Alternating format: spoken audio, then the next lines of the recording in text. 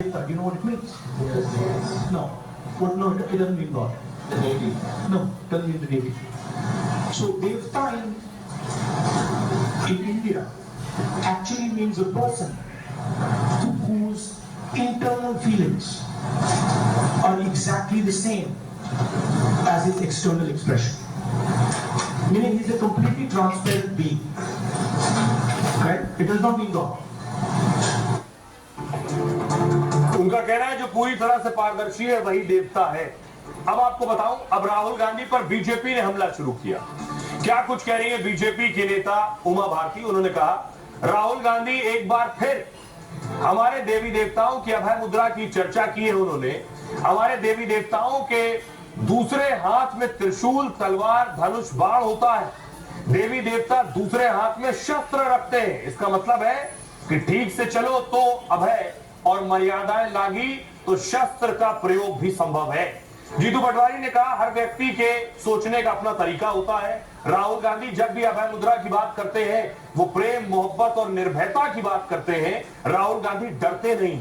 वो एकमात्र नेता हैं जिन्होंने कश्मीर से कन्याकुमारी तक पदयात्रा की। मिडिल क्लास, गरीब, किसान, ड्राइवर की बात उठाते हैं।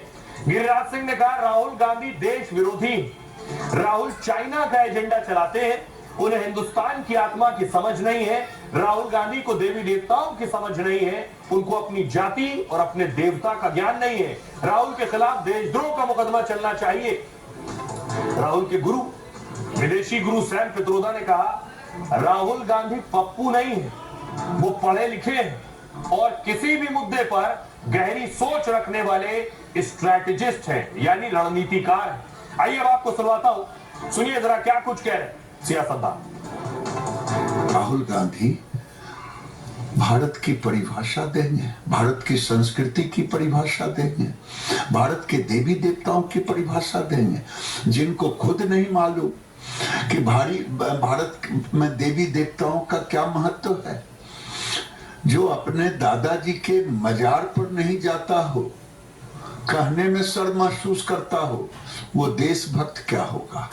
देख रहा हूं कि रूलिंग पार्टी के हमारे कुछ मित्र जो हैं, दोस्त जो हैं, कुछ भी करे राहुल गांधी, क्या क्या टिप्पणी नहीं की। राहुल गांधी ने कहा है, वो क्या गलत कहा है सही कहा है, मुद्दा ये होना चाहिए।